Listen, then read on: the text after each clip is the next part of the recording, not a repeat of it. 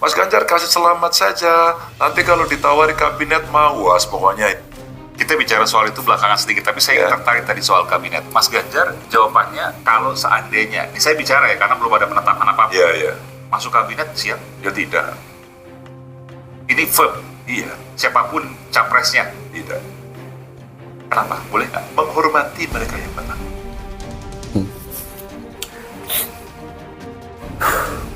Lagi pula siapa juga yang mau nawarin kabinet jadi menteri Pak Ganjar.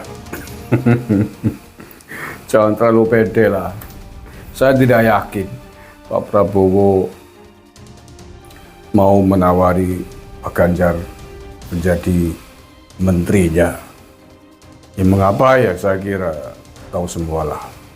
Bagaimana mungkin orang yang merendahkan Pak Prabowo sedemikian rupa pada saat debat Capres memberikan nilai 5.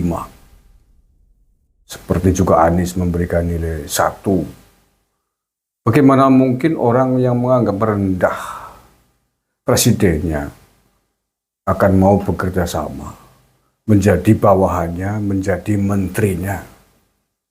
Gengsi lah.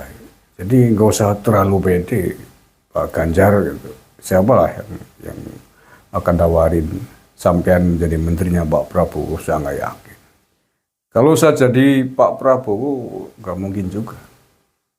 Beda cerita kalau pada saat Capres tidak terlalu merendahkan begitu. Ya bertarung lah boleh saja. Tapi kalau kemudian merendahkan dengan sedemikian rupa, bahkan sampai debat Capres usai ngomong kalau tidak siap berdebat ya nggak usah debat gitu. Siapkan data fakta.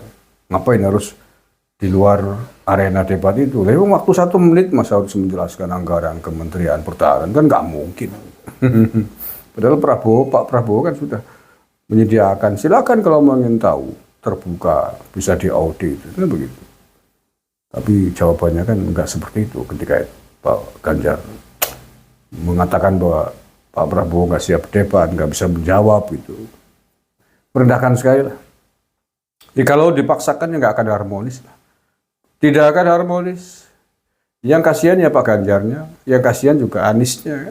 Kalau Anies ada kemungkinan tuh, kalau ditawarin jadi menteri mau, itu orang gila jabatan kalau menurut saya. Tapi kalau demi kebaikan, menurut saya, janganlah Pak Prabowo. Yang lain saja. Masih banyak kader-kader anak-anak bangsa yang bisa menghargai panjenengan. Ya, kuncinya itu menjadi menteri harus mau dan tunduk patuh dengan presiden, itu syarat wajib agar kemudian program-program pemerintahan ke depan bisa bersama-sama disengkuyung, dikerjakan seias kata, tidak menjadi duri dalam daging. Nanti kalau dipaksakan menjadi menteri bisa jadi duri dalam daging, menjadi selilit cara Bung Banyumas. Nyerimpungi nang tengah jalan itu sangat mungkin. Ya lagi pula mau ditaruh di mana mukanya Pak Ganjar?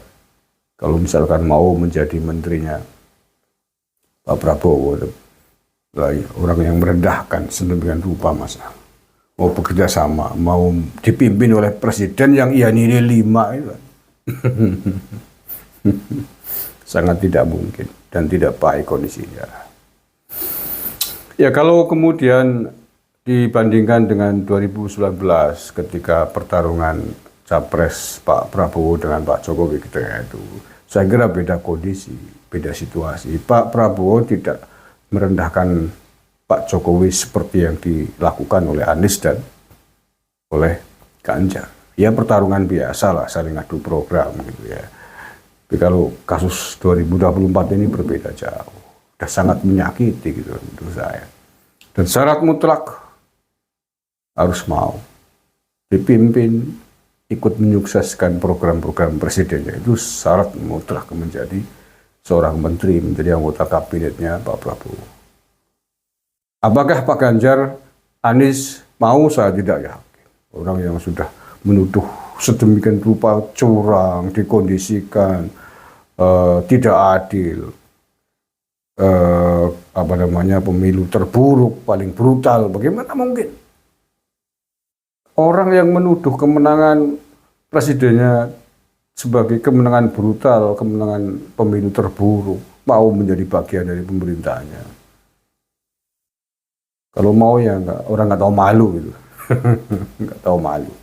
Dan saya yakin Pak Prabowo juga berpikir 1000 kali kalau kemudian ingin menggeret Anies, menggeret Ganjar menjadi menterinya. Iya, berpikir 1000 kali karena taruhannya adalah program-program pemerintahannya ke depan.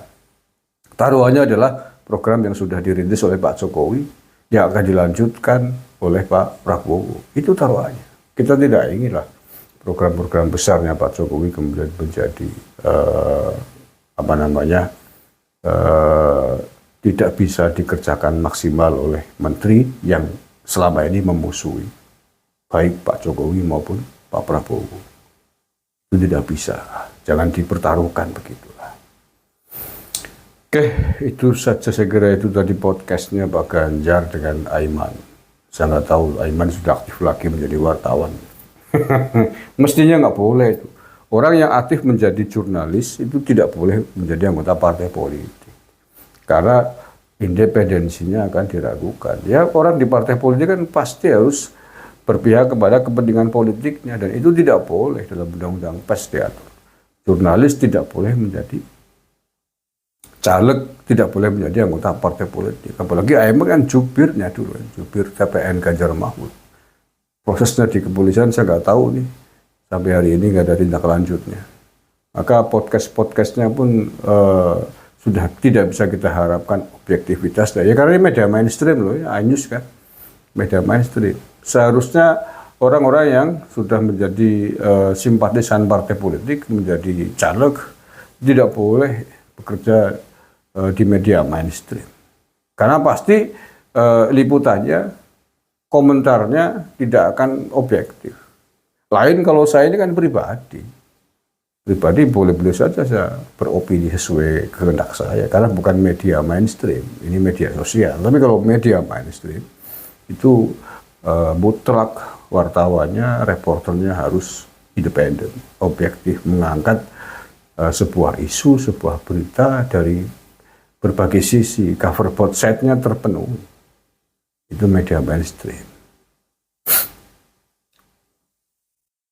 Ya karena Aiman tadi bekerja di iNews. Kecuali kalau podcast pribadinya Aiman, monggo kayak saya ini.